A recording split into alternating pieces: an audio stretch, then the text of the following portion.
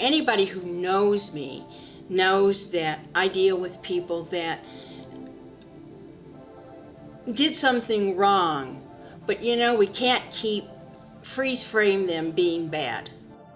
Well, the Civic for me was monumental in my transition. Having been gone for so long and doing so much time, you begin to wonder what your reception will be like once you re-enter society. And so the theater was one of a couple initial places that were my beginning steps. And it was wonderful. I've mentioned many times that had the reception not been as warm as it was, I almost questioned the effect that would have had on me moving forward. When I got to the center, I'd been locked up 26 years, essentially. And the unknown was very uncomfortable for me. The nervousness and the anxiety and the worry about how they were going to perceive us, if they even knew where we were from, and why we were there. But from that very first day, there was no negative, no feeling whatsoever, pushback or negative thoughts, and when people talk about you behind your back, because it gets back around to you, you just get that vibe, and there was none of it, none at all. And we at times think that we have this felon or ex-felon or convict on our forehead, and when I meet somebody for the first time, they don't know who I am, they don't know anything, they're meeting me as I am now. That's our own psyche. And that's who they're getting to know all through the theater here, and they just embrace us. They knew we had a background, but they didn't go looking, they didn't they didn't shy away, they didn't do any of that.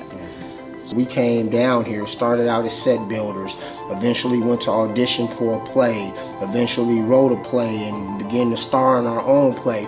And not one step, not one hiccup, not one burp through that journey have we met any resistance, anything less than completely warming.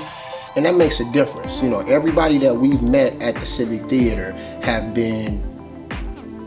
become great friends, have been nothing but warm, kind-hearted, have shown us nothing but love. They gave us a chance to make our own first impression. Yeah, exactly. Versus us thinking our past was going to be our first impression. Mm-hmm. They gave us a chance to make our own first impression.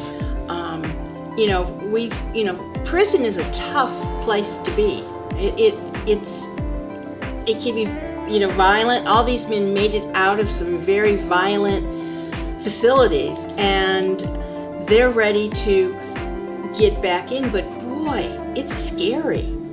And so when I approached Aaron, he was so positive, and that was really wonderful.